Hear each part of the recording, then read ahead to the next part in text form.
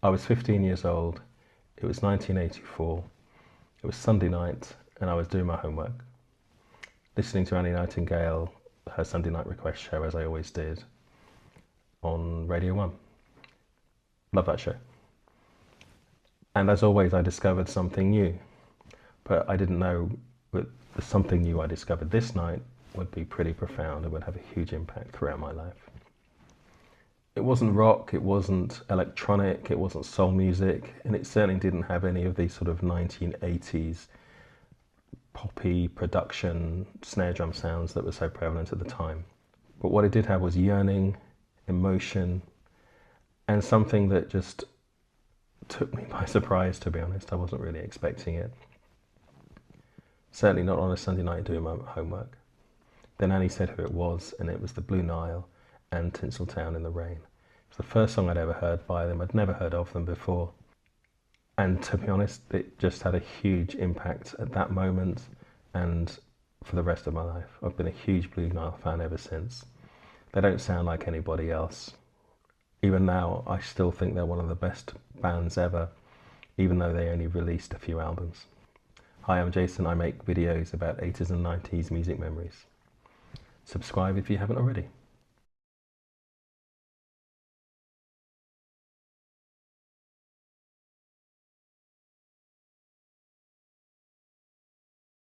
Paul Buchanan, Robert Bell, and Paul Joseph Moore were the Blue Nile.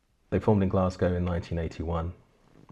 And somehow, Tinseltown in the Rain, and you could argue probably that the debut album, Walk Across the Rooftops, is all about Glasgow. It's about love, broken hearts, and that usual kind of topic, I guess, for pop music. But Glasgow plays a huge part in this song and the album, and the Blue Nile in general. When you listen to Tinseltown in the Rain and that debut album, you can feel the yearning, you can feel the rain in the song and the emotions and walking around the city. It has that urbanness. And when Paul Buchanan, the singer, sings the words, "Do I love you? Yes, I love you," in a kind of mini crescendo on the song, it's absolutely beautiful. And you can just feel the balance between the yearning, the volume, more importantly, the restraint, which I think is something that the Blue Nile do so well. One of the great things about the song and the album is the sound of the silence, the space. You don't have to feel everything. The lovely thing about Blue Nile songs is that you can feel everything that's there. Mark Hollis from Talk Talk once said, "Before you learn how to play two notes, learn how to play one. And only play one note if you've got a reason to play it." And the Blue Nile definitely went to the same school as Mark Hollis in that respect. Everything you hear is there because it has to justify a reason for being there. In summer 2025, I went to Glasgow for the first time. I had a friend who lived nearby, but also I wanted to visit Glasgow because of the Blue Nile, and to be honest, just all the other fantastic bands that have come from that city over the years. I literally just started a TikTok account a couple of weeks before. I had some time to kill while I was waiting for a friend, so I thought I'd just do a quick video. And I was outside the wonderful Hug and Pint pub just off the Great Western Road, and I did a video about my morning in Glasgow, where I think I'd only been there a couple of days, and I was walking along Buchanan Street in Glasgow, listening to the Blue Nile, listening to the Tinseltown in the Rain. And I just had a lovely little moment, I guess, for my little homage to the Blue Nile. I was actually walking the streets of Tinseltown, and I felt like I was 15 again and travelling back 40 years. And it was a really, really lovely moment. So I did this video and talked about that, and it obviously struck a nerve, and because even though I'd only had this account for a couple of weeks or something, I got 25,000 views overnight, which kind of threw me. It's about as viral as I'd ever got. And then over the next few months, the account got bigger on Instagram, and now I'm starting this YouTube channel. And I think the Blue Nile are probably the best band to start with because they've meant so much to me. And also because, to be honest, on the other channels, the Blue Nile are one of the ones I've done most videos on, and I'm probably the most engagement with. There's a huge amount of love for the Blue Nile. And then on one of the videos I did on a song called Easter Parade, I noticed that Paul Buchanan himself had commented on the video saying thank you.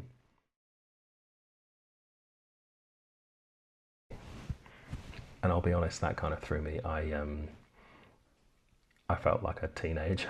I felt like, oh my God, a band, the Blue Nile, were always reclusive, and since they broke up, although actually no, they've never officially broken up, but they kind of drifted apart, I guess.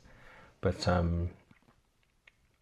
Paul Buchanan also has a reputation of being quite reclusive. He put out a solo album in 2013, and 13 years later, still nothing as a follow-up. But hopefully this year, 2026. In the comment, he said, thank you. But he also said that he was working on new material in the studio, which is quite exciting if you're a fan. But either way, the point is, Paul Buchanan commented on one of my videos, which was huge as a fan. But I think it also shows why the Blue Nile and the community of fans have such love for the band, because there is that sense of authenticity, that love almost for the songs that have meant so much to so many people over the years. And you still have people talking about the Blue Nile. In recent years, people like Matt Healy from the 1975 and Taylor Swift have mentioned how much they like the Blue Nile and how much they've influenced them. The Blue Nile have put out 4 albums. I've talked about the debut, A Walk Across the Rooftops, which came out in 1984. The follow-up, and probably their most well-known album, was called Hats, came out in 1989. And then the subsequent albums, the lovely Peace at Last, which had a more acoustic guitar, different feel. And then the final album, High, which came out in 2004. All of them are quite different. Personally, and I think most sort of Blue Nile fans, I guess, prefer the first couple of albums. Personally, I love the third album, especially Peace at Last. I thought it had some beautiful songs. So if you've never listened to the Blue Nile, I'd suggest starting with the album, A Walk Across the Rooftops. It looks like this. Get a glass of wine, have a coffee, headphones, candles, something calming, and enjoy. My name's Jason. I make videos about 80s and 90s music memories. Today's song is the Blue Nile, Tinseltown in the Rain. Go and have a listen. Play it loud, obviously. It's absolutely wonderful. Might even change your life. Have a good day. So maybe I'll just go and listen to the Blue Nile. Now seems like a good time.